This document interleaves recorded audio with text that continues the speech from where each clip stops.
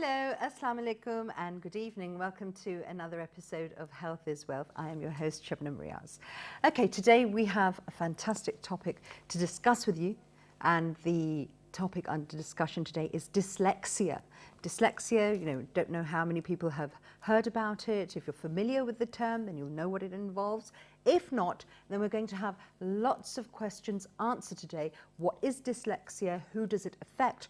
What are the signs and what can be done about it? So for today's program, we have with us in our studios Dr. Rabia Nazir, who's instructor coordinator at Skill from the Shifa College of Medicine. Dr. Rabia, thank you very much for joining us here today. Thank you for having me.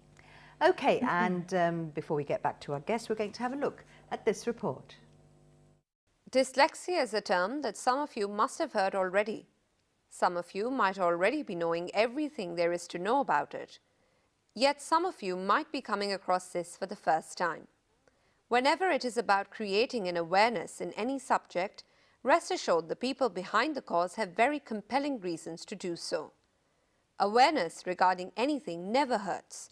So let us start getting to learn a bit of what dyslexia is, why it is utmost to know about it irrespective of whether we in person have it or not. Awareness regarding anything never hurts, so let us start getting to learn a bit of what dyslexia is and why is it utmost to know about it, irrespective of whether we in person have it or not. We are going to keep this simple. This will serve the purpose of understanding the subject in a much easier way than it would otherwise appear, with all the technicalities and jargon. Before I elaborate on what dyslexia is and what are the symptoms and signs and how do we screen for it and so on, let me give you some very basic concepts of the human mind. I would start with the simplest. Many times it happens so that a friend who has wronged you intentionally or unintentionally puts you in a very cumbersome situation. Irrespective of how you deal with him outwardly, there always is a fierce battle within you. A part of you wants to avenge him and a part of you wants to let go of him. Conventionally speaking, you would think your heart wants to forgive the fellow, as we as human beings overtly romanticize the idea of heart as the abode of all goodness. At the same time, all evil and selfish deeds that spring from our core, we conveniently attribute to the mind. We somehow must sound logical to quieten our own ambiguities, you all would agree. We do not really like to come up front with questions our own beings raise, and we have quite sordid reasons for that too. But that is beyond the point here. Okay, hoping that you found that informative and helpful, Dr. Rabia. Now, many people will not be, aware of what dyslexia is. So, to make it easier for the audience to understand, what exactly is it? All right. So dyslexia, generally, broadly speaking, is defined as a learning difficulty or learning disability, which is unexpected to the learning level or the grade of the child. Mm-hmm. And it comes with difficulties in learning spellings, writing, and later on comprehension and reading as well. Okay, right. So for a person to understand that their child is dyslexic, yes, what are the signs that come across? All right. It's very difficult to pick a child up for dyslexia before the child joins school, but as soon as the child enters the school, it's very easy to pick signs and symptoms that we say in a child, if the child is dyslexic or not. And there are signs that are warning signs, or they can alarm you, or they can act as a red flag, for a parent or a teacher to pick those up. And starting from how the child speaks, how the child writes, how the child is organized or not, his behavior, and starting from even before that, if the mother knows, and the mother knows if the child spoke late from as compared to the milestones he should have achieved by that age. Dyslexic children, starting from earliest age, they could be late speakers or early speakers. They could be very early or they could be very late. Okay, right, very interesting. Yes, that is. And after they join school, they reverse letters, and then again, most of the children do that. But if they're doing it beyond the age of 7 years, then it's a red flag. Beyond the age of reversing. 7 years. So that's something for our audience, for our viewers to understand, that we're talking about red flags. If they're mixing up their letters after the age of 7, did you say? That's something that you should be concerned about and look into that. What are the other warning signs? Other warning signs. Reversing letters, and after that, when they speak, they mix up the sounds. For example, as I was telling you before, like saying kilometer and saying millimeter, it's the same for them. They cannot differentiate. Okay. And what they've actually done is just take the first letter from each different kilometer, this is called phonic knowledge. This is phonics. Okay. Basically the phonics, the sounds, of different sounds in a word. That's phonics. So they have a problem basically with the phonology, the phonics aspect of learning of speech.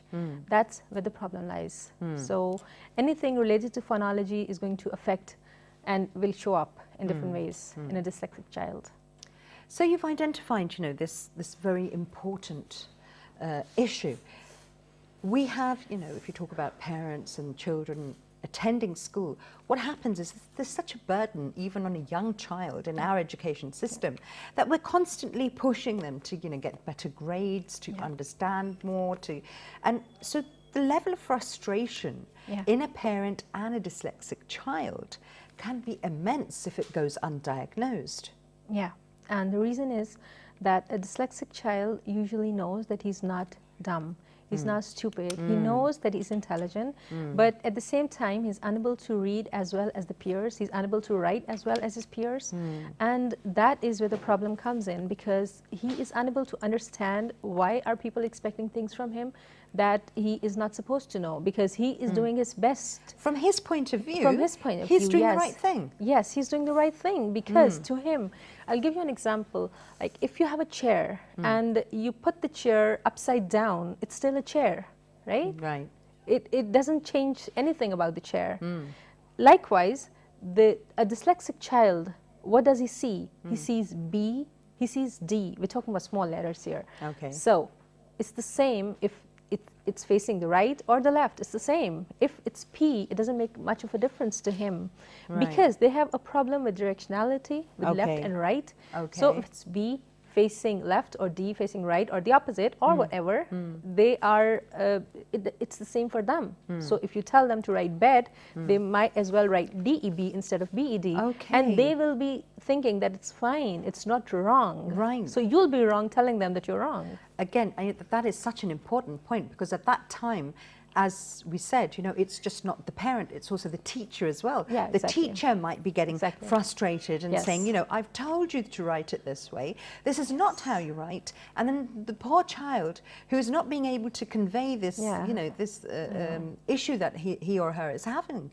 So what then is done? So a parent, especially, I'm hoping that we'll have lots of parents who'll be able to understand right now the topic that we're discussing and will be able to pick out things. The first thing is not to shy away from an issue. If you think your child is having a certain, a learning problem or whatever, and it has to be addressed rather than swept under the carpet. What has to be addressed here, and what I think should be addressed here, is that your child has a problem.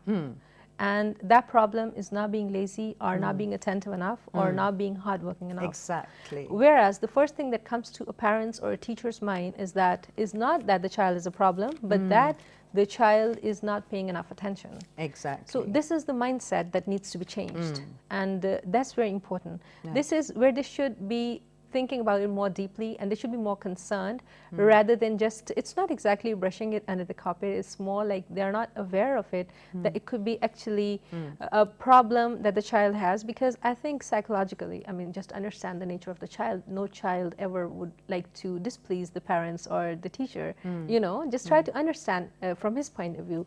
So if he's lagging behind again and again, there is a problem. It needs to be addressed. And another very interesting thing that we spoke about before, coming on the set, and that was that many people live their whole lives being undiagnosed, and they are dyslexic, but they haven't they just don't know about it because there hasn't been that awareness, or they haven't encountered somebody else who had that problem. So there was no commonality of views. And all of a sudden, you know, they come to a certain situation or they read something, an article or whatever, and then they find out that they have been suffering from this problem all their lives. Yeah, if this happens, this puts everything in place. Perspective. Yes, exactly. it puts everything in place. Like once you get diagnosed with dyslexia, you understand that why you have been why you have been that way throughout your life, and why has that always been difficult for people to understand you. And the problem with these children is that they have difficulty reading and writing, but at the same time, right after they leave school, they are really good at life. They do wonders. They excel better than their non-dyslexic peers. And the reason is because they just have a different approach to life. They just have their right brain more dominant. That's where the approach comes in. Right, right. Okay, so you know, an adult who is watching this show and he or her is listening to these symptoms. What the symptoms are: the reading and the writing, and the perception of the letters, is it, and the words and the spelling, yes? So, okay, an adult or a child, they think, you know, parents think they're dyslexic. Where do they go? Who do they take the child to? This is a very good question, but before that, what I would like to say is that an adult or a child, anyone, the reason they're doing this is because they just have a different approach to life. They just have a different, their mind. Perspective. It's also about perspective. It's about their approach to life overall. Their approach is different. They have their approach is more of holistic nature. That holistic nature makes them unable to fragment the words and makes it difficult for them to read. So that's very important to understand. Right. So overall, they're brighter and they're more intelligent, right? So now, who do they go to? If it's a child, they need remediation. If it's an adult, he just needs to organize his time more. He just needs to learn more a bit of strategies to approach things differently, a bit in a way that's more in line with his situation, his environment, because there are different other symptoms as well. There are emotional symptoms in adults. They are not able to pick emotional cues, unable to pick emotional cues usually. And I'm talking about adults. They're more disorganized. They fail to manage time that well, and they're very hardworking. They have their pluses. They have really good pluses, and they're very hardworking again because their holistic approach makes them understand that being hardworking is the only choice in life to excel. Whereas those people who are more of, again, I don't know, you told me not to mention this, but then again, left brain dominant people. The left brain dominant people, they are maybe not, they don't understand the importance of hard work that much. They might think that they can get away without hard work, whereas a right brain dominant person would never think that. Okay, so that's a very interesting part of the conversation, because I wanted you know, that we would go on to this. So now that you've brought it up, let's talk about this. I thought this was fascinating. The right side of the brain, the left side of the brain, and the dominance issue. When we are talking about dyslexic children or adults, we find that the right brain is more dominant. In dyslexics, right, yes. Okay. And, you know, if we talk about it in general terms, a person, an individual with the right brain being more dominant as compared to someone with the left brain being more dominant, what are the differences? The differences are that a person who's more, who has his right brain as more dominant side of the brain, he is going to be more creative, more imaginative. He is going to have a holistic approach towards life, towards any situation. They're out-of-the-box thinkers. They are the ones who give you solutions to any problem. And always asking questions. Always asking questions, because they have to make sense of everything. Okay, yes, right. They can't move on without that. And they're very compassionate and they're very kind-hearted, and they think of greater good. And that's a big plus, you know. Like, and the left brain, on the other hand, the people who are left brain dominant, they are the very more cool-minded people? the left brain dominant people. They are distant from emotions, yes. Okay. Distanced. Right. So they'll be able to manage their emotions well. Yes. Okay. Because they are a bit distant from their emotions. Right. And they're very analytical, very methodical, very mathematical skills are better. They have better mathematical skills, reading skills, writing. They all all of these things come with being left brain dominant, and at the same time they just think of very near, very immediate, and self first. Right. You know? Okay. Yes. Okay. Self first. Right. Okay. So you can say they'll have no trouble in putting themselves first. yes, they'll never have any problem with that. That's really, really interesting, because I find that there are so many things that you can learn about yourself as well when you can understand this. Because I think all throughout life, what we're doing is trying to understand ourselves. Exactly. And you're trying to work out, this is the situation, Yes. and there are, about 5 people in the same situation. Everyone's going to react differently. Exactly. And then sometimes you think, why do I continuously keep reacting in this way, even though I know that this is maybe, not as conducive to me as it should be, but then these things come into play. Okay, you mentioned something that I thought was really fascinating. We were talking about right side dominance, left side dominance. You told us, you gave me an example about a guard, 2 guards. Yeah. Tell us about that. Yeah, that's very interesting, because it makes the concept of right and left brain dominance very easy to understand for any person.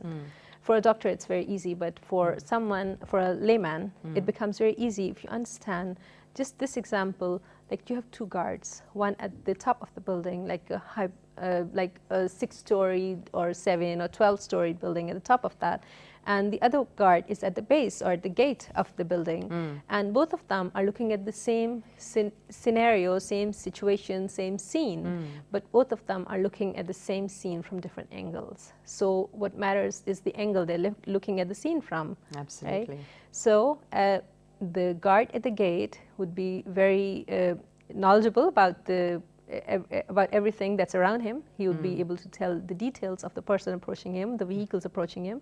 But at the same time, he would not be able to tell if that person was being followed by someone from across the street.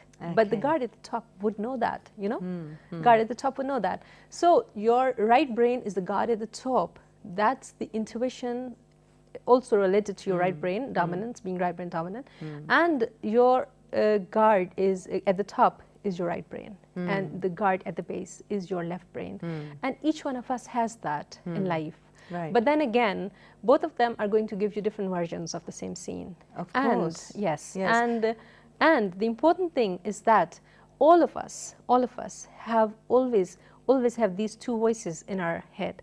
For example, if my friend does something bad to me, I'll always have these 2 options, either to let go and forgive, or to avenge, And the right brain is telling you to let go in the greater good, and your left brain is telling you to avenge, because this might come up again.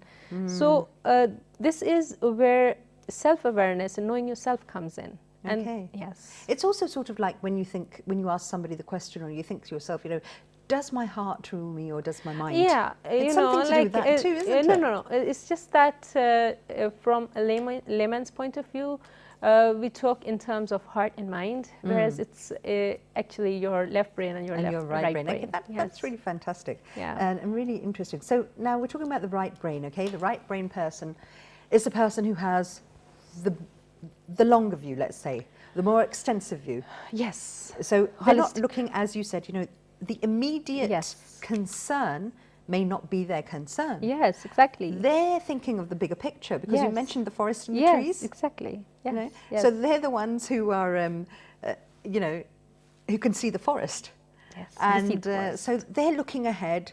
As you said, they may miss quite a few things that are immediately in their vicinity, but they have the bigger picture. Yes, yes, and they are contributing more to your society in a better way. And this is the point that I want people to understand, that your dyslexic child is that he has that gift of being right brain dominant. And you mentioned this at the beginning of the program, and I wanted to ask you about this. You said that dyslexia is a gift. It is a gift. Yes. Yes, it is a gift of nature to humanity. Because if it wasn't for these people, we wouldn't be knowing of the solutions to any problem, because mostly the solutions come from the person who has a holistic approach. Right. And the right brain dominant people, they are the out-of-the-box thinkers. They have the solutions to all your problems most of the times. And then talking of great, we have so many names, celebrities who have been diagnosed with dyslexia.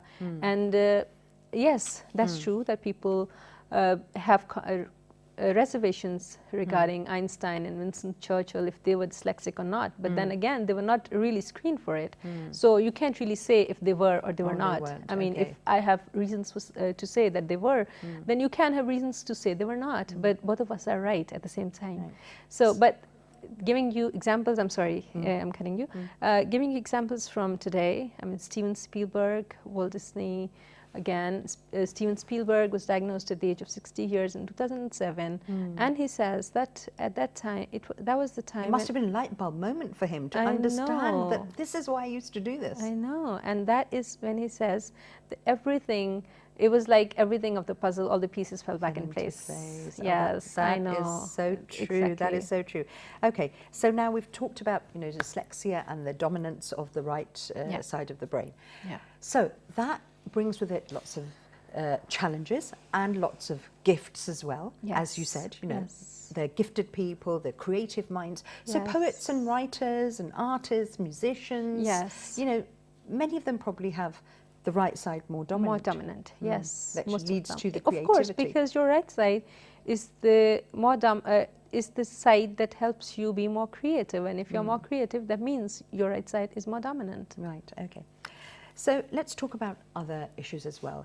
Anxiety levels. Yes. When we talk about dyslexic children or adults, what are they and how can they be managed? They have more anxiety levels, obviously, because a child who's not being understood by the teacher, who's putting in his effort and the teacher is still not happy with him, the child's anxiety is going to rise every time the teacher is going to approach him, every time. Because they don't know what they're doing. Yes. You know, they don't know what's wrong with what they're doing.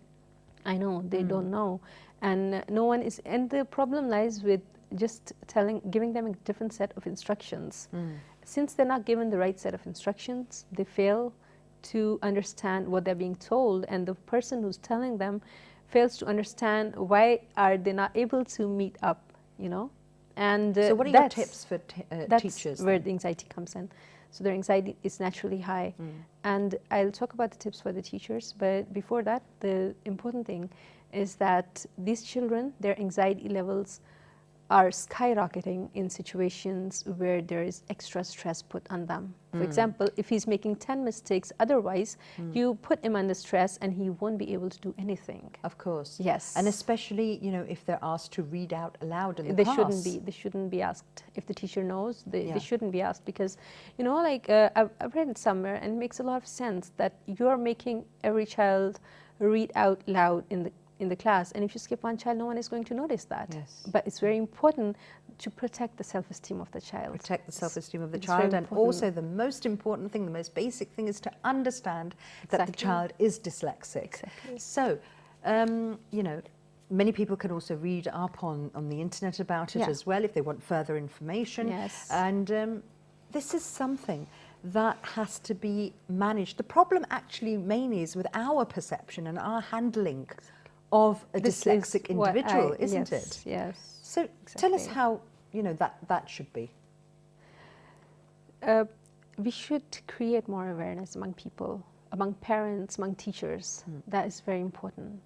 And that is our objective. I mean, the passion that drives me, the reason I'm here is because I want people to know that dyslexia is a gift, and that should be treated like it.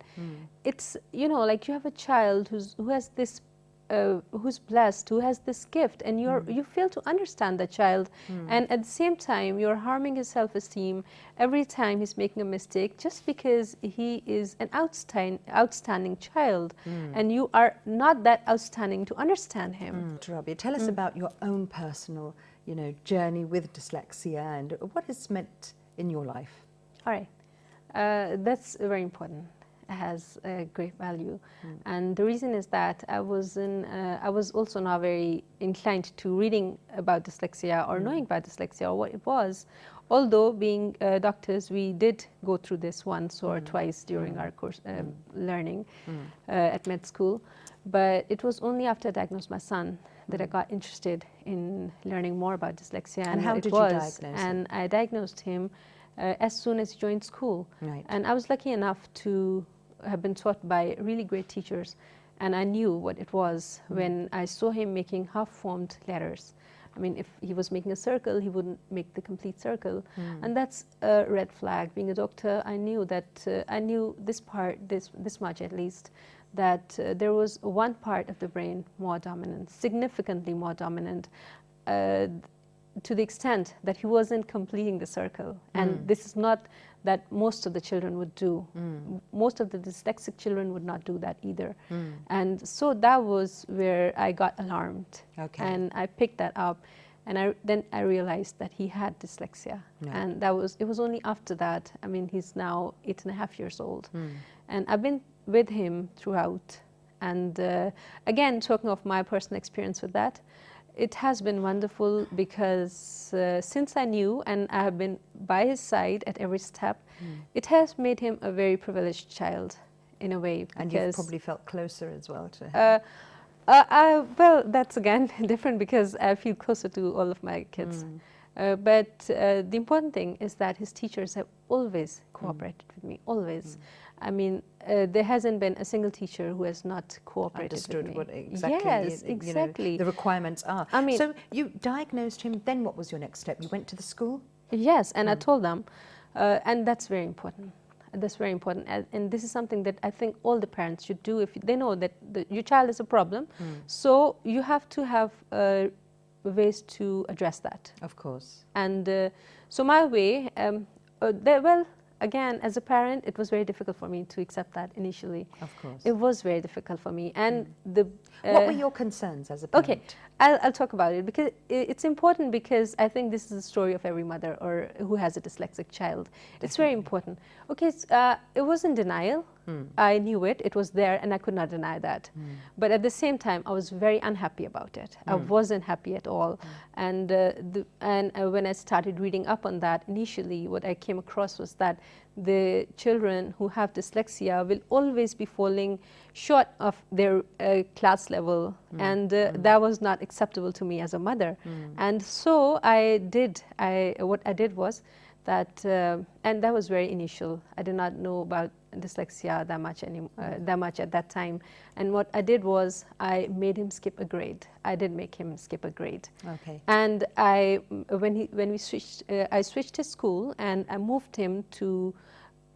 He was in grade prep, and I moved him to grade 1. And it was a giant leap for him, and especially because he was a dyslexic child. And at the same time, I was telling his teachers that if he's not scoring well enough, you're not going to say anything to him at all. And that's great that all of them helped in that. And you know what? My dyslexic child, he's 8.5 years old, and he should be in grade 3, but he's doing fine in grade 4. He's doing fine with his brother. His brother is in grade 4, and he's in grade 4. And this is what I'm trying to tell you, that he is a dyslexic, and if he is doing fine, and I help him up, I help him with stuff and everything, and it's okay if he's getting 60% or 69%, but then there are subjects he's getting 100% in as well. Absolutely. It's okay if he's unable to write. He's unable to write Urdu that well. It's okay if he's making spelling mistakes. It's totally fine. It does not make him less of a good child or hardworking enough child. He is very hardworking. So if my child can do that, your child can do that too.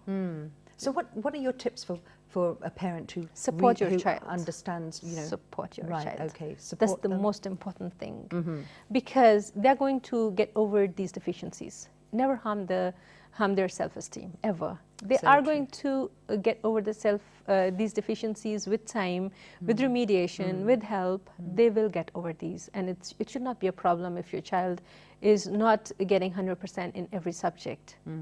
It should not be a problem. It shouldn't be, whether a child is dyslexic or not dyslexic.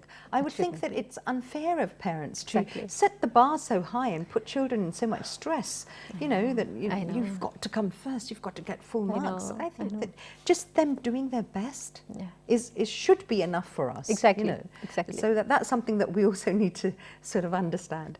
Okay, now let's talk about behaviour. All right. A dyslexic child, they'll be more disorganized? To be more disorganized, yes, yes. And another problem that they would have is that they cannot have, they don't have a very good sequential memory. For example, if in the playground, your dyslexic child takes away the toy from another child. Now the child calls him a name and he hits the child. Later on, when you ask your child what happened, he might tell you that he called me the name first, and then I took away the toy, and then I hit him. Okay, the sequence of events can be changes. Okay. And when it happens over time, then you start thinking that your child is probably a habitual liar, whereas he's not. And he has a problem with something else. Okay. So he has a problem with sequential memory. Very important Yes, point. it's very important. So, and then they are very sensitive to pain, more sensitive than other children. They have a lower pain threshold. Yes, they have a very lower threshold for pain. What's the reason? What's the reason behind Oh, well, that? to be honest, we haven't understood the brain completely as yet. Haven't. So I cannot give you facts as exactly to what is the reason that they have a lower threshold for pain, but they do have a lower threshold for pain. Okay. And emotionally, of course, because we've talked about the right side of the brain dominance. Yes. So they'll be more emotional. They'll be more susceptible to having their feelings hurt and sensitive. Now we have two types of children. Okay. Like children like my son who are kind of privileged because they have dyslexia and they're always helped and supported. And then talking in general of children who are not diagnosed. Okay. That's our concern. Now, children who are not diagnosed, they're never understood. They have their own emotional problems, and a lot of them. Because they're not understood, they have their anxiety levels really high, they have their self-esteem damaged for life. That's the worst thing that you can do to anyone. And because in the classroom, what they get to hear from the teacher is that they are lazy, they are not paying enough attention. True. And if you keep saying something to a child over and over again, they will believe it. Yes, and then the same goes to the peers. Outside the class, they're making fun of them because this is what the teacher said to you. Then when they go home and the parents compare him to the brothers and sisters. Yes, to the siblings, and that's very wrong. You should not do that at all, because every child is unique, different. Exactly. And when you damage their self-esteem for life, even when they grow out of, they are never going to grow out of dyslexia, but when they leave school, still, they'll always have a very low self-esteem.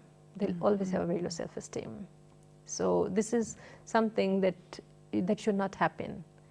This is one thing, and the other thing is that understanding the qualities and capabilities of the right brain, they're right brain dominant people and really good individuals. And makes a lot of sense. All the people who have accomplished a lot in life, generally, if you look at them, they are really good people at heart. And the reason is that they're right brain dominant people. And in the school systems that we have here, we just make these children drop out of schools. I mean, this is the cream of our society, and we make them drop out of school at a very early age. We don't even let them come to the high school level. And this is very sad. Absolutely, this that's is true. why we need to change all of this. Yes, exactly. So, the things that you're talking about are so important. They are really important for parents, teachers, a person who feels themselves that they have gone through life being undiagnosed. This is sort of, a wake-up call to understand exactly to put those missing links together and connect the dots and to understand what's really going on. So then that's when you're really going to address something, isn't it? Because first of all, you entertain an idea. Then you try to accept it. Then it finally sinks in that, okay, this is the issue. And then comes the addressal of the problem. Yes. Okay, you were also saying that dyslexic children are shy. They're shy because They are class clowns at times, the class clowns, because they have no other way of expressing or getting validation for themselves from the class. So they want to make people happy and they want to make people laugh, because that is one thing that... Validation, Yes, that is such an important I know. point. So they're usually class clowns. And this is where the teachers and the parents have them concerns that they're so intelligent and so creative in other things, and at the same time they're not able to read and write. It means that they're doing it on purpose. They're not interested in doing that. Whereas the thing is that they have a problem, they have a genuine problem that you fail to understand. And again, I think I've missed your question. I'm really sorry about that. No, you answered it very well. Okay. So, as a family, how can we come together and help the dyslexic child or the dyslexic adult? How? The first thing is that you have to accept it. The first thing that you have to accept in this is that it's a gift. It is a gift. It's such a big blessing that you have someone around you who is so compassionate, who's so kind-hearted, who's so loving. That's okay if he has some problem with reading and writing, if he's disorganized, if he at times is unable to pick up the emotional cues. That does not make him less of a good human being. It is very important. And as a family, if you know that you're, in a family, it runs in the families. So it's genetic. It does run in families. Yes. Okay, that's a very important point. So, it's coming from someone in the family, definitely. If it's a child, it's coming from the mother or the father or from some aunt or uncle. So the child is not to be blamed at all. Okay. So of course, you can be very supportive in a lot of ways. And then a very important thing is that you have the supportive measures, is that you can get the child, you can get things accessible to the child which make him get more validation for self. For example, if he excels in swimming, you should help him go swimming every day, or help him, any activity art, that he likes, he or she likes, any activity, that could be anything. And usually they have their strengths. They do have their strengths. Again, I'll talk of Muhammad Ali, the boxer. He was dyslexic. He has his strength. He was a very good boxer. I mean, he doesn't have a parallel. He's very eloquent. I know. He doesn't have a parallel, and yet he was unable to read and write at an early age. Who could have told? He had such an amazing wit. I know. He was so sharp. And they always are. Yeah, and so sharp with his words as well. They always are. Yes. That's fascinating. It's really fascinating. Okay, so we established the fact that dyslexic adults or children have the right brain dominance, but how many people, do we have any data or any information on how many people who are right brain dominant are most probably going to be dyslexic? Oh, well, we have studies on dyslexia, not exactly on right and left brain dominance. Okay. And that's, I mean, if I don't have the figures right now for the right and left brain dominance, but for dyslexia, it's around 15, in most of the studies done so far, it's 15 to 17% of your population. And that's a huge number. And lately I've read that the range is from 5 to 17%. It means, like, in certain populations, it could be less common, and in certain other populations it could be more prevalent. And the reason, again, as I said, is it's genetic. So since it's genetic, so you have you can have it more in some populations and lesser in some populations. You can. Okay. But the figure ranges from 15 to 17%. Right. Yeah. Another interesting thing we talked about, and I thought that was, really fascinated me, was that as you move more east to the world, I remember, you find the right dominance. The right brain dominance, yes. And I thought that, wow, okay. I know, makes a lot of sense. Makes a lot of sense. The thing is that, again, coming to the educational system, our educational system, it helps your left brain to be more competent. All the activities that we design for our children to learn and and the way we assess them and everything we have our educational system designed around is catering to the needs of the left brain dominant people, because our children do not go to school to learn arts and music. Our children do not go to school for drawing and paintings. They go to school to learn to read and write. And academics. Exactly. And that is when we are catering more to the left brain dominant people. As I said, and then again, the education, it's not, we don't have that much of education in our Eastern cultures, Eastern countries. On the East, we have less of it. On the Western side, we have more of it. And yes, the Eastern cultures, they have more right brain dominant people. They have more compassion. They have more kindness in them. And as you go left or west, it's more selfishness again. And it's, you know, like it's not something that I'm saying or I'm making up. These are facts. Putting we know yourself these for first. facts. Putting yourself first is something that will Exactly. be attributed to a left side dominant Left side dominance. And individual. I think this is a concept that we learned as we grew up, that this was more important to put yourself first. Whereas when we were growing up as children, we always learned to help others, you know, like, which I remember that. I mean, as in children, fact, in as our society, kids, we're told, yes, you know, that yes, your parents, yes, your I siblings, know. your relatives, you've Yes. got to make sacrifices, and you don't put yourself first. You don't put yourself first, yes. But as we grow up, and from high school to our technical institutions, we learn that the better way to move ahead in life is to put yourself first. And that again comes with left brain dominance. Again, it's all about balance. Yeah. Dr. Rabia Nazir, thank you so much for joining us here today and for speaking about an absolutely fascinating topic, and something that I'm sure many viewers are going to listen to, and it's really going to help them. Inshallah. I'm very happy. Yeah. Thank you very for much. being here. Okay, so we come to the end of today's program. We were speaking about dyslexia and so many things. I learned so many things on this program, so I'm sure that you will do as well. And dyslexia, as Dr. Rabia explained, the warning signs, be mindful of them. If you think one of your children has it, you must investigate further and, get them screened, and then talk to the teachers as well, because you do not want a gifted child to end up being a victim of any self-esteem issues. So with that, we'll say bye-bye. See you next week. Stay happy, stay healthy.